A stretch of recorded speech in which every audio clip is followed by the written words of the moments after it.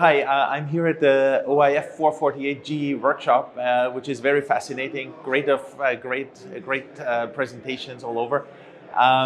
One thing that I'm missing a little bit is the connection between electrical and optical, because I think we have to make sure that we have a solution that works without the gearbox. That we pick a modulation format that can be linearly driven, directly driven out of the SERDES. In order to save power. Otherwise, we require a gearbox which will add power for all solutions, and we have to ensure that there is a seamless electrical to optical path.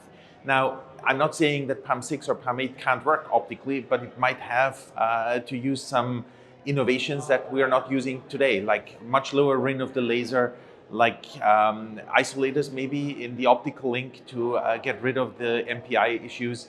All these things need to be thought through. But one thing that is important is we have to think of this holistically.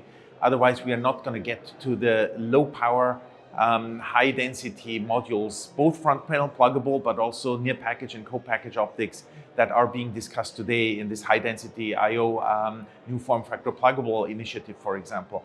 The density doesn't help us if we can't cool it. And in order to cool it, we need low power, and that requires solutions that live without a gearbox. One additional thing that I think is very important, and that came across very clearly in the presentations, is reliability, and don't forget reliability.